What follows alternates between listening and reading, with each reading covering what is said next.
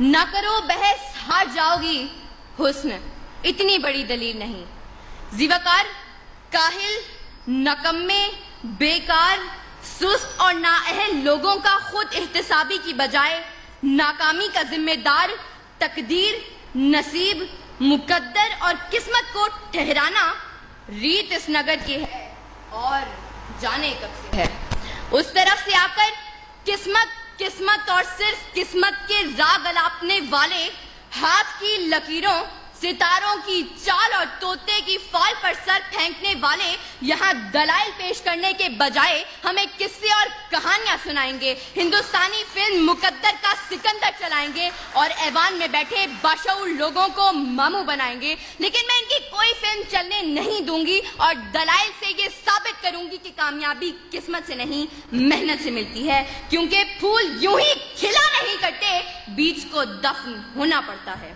صدر علی وقار، کامیابی اجتماعی ہو یا انفرادی، دنیاوی ہو یا اخروی، اس کا تعلق صرف اور صرف محنت سے ہے۔ انسان چاند پر قدم رکھنے میں کامیاب ہوا تو وجہ قسمت نہیں محنت تھی۔ انسان انسانی جسم کے اعضاء کی پیوندکاری کرنے میں کامیاب ہوا تو وجہ قسمت نہیں محنت تھی۔ انسان لاکھوں من لوہے کو ہواؤں میں اڑانے میں کامیاب ہوا تو وجہ قسمت نہیں محنت تھی۔ اور 14 اگست 1947 کو جب یہ پاکستان دنیا کے نقشے پر ابھرا تو اس کامیابی کی وجہ کوئی قسمت، مقدر یا تقدیر نہیں بلکہ تحریک پاکستان میں شامل لوگوں کی محنت اور صرف محنت تھی۔ ابس ہے شکوائے تقدیر یزداں تو خود تقدیر یزداں کیوں نہیں ہے۔ صدر علی وقار، اس طرف سے آ کر ایڑیاں اٹھا کر اچھل کود کرنے والے ان قسمت کے ماروں کو بتاتی چلوں کہ تلاش رزق میں نکلنے کے بجائے کسی منوسلوا کے اترنے کے انتظار میں بیٹھنے والے آج کامیاب نہیں بلکہ ناکام ہیں۔ پیاس بجھانے کے لیے کنویں تک چل کر جانے کے بجائے مقدر سے کنویں کو کھینچ کر پاس لانے والے آج کامیاب نہیں بلکہ ناکام ہیں۔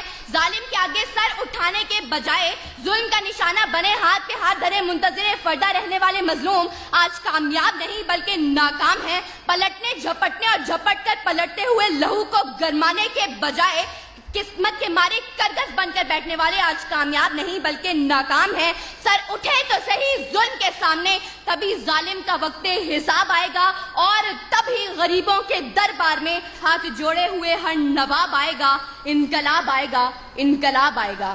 صدر علی وقار،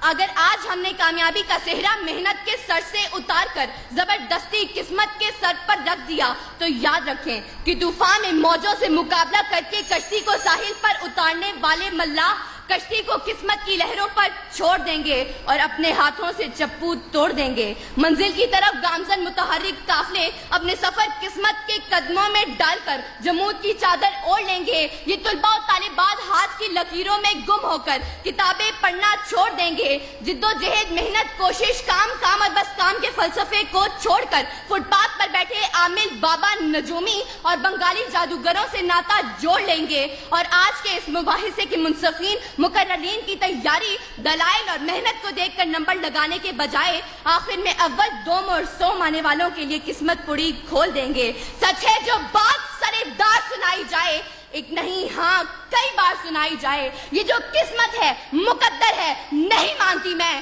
وہ کمائی ہے جو محنت سے کمائی جائے۔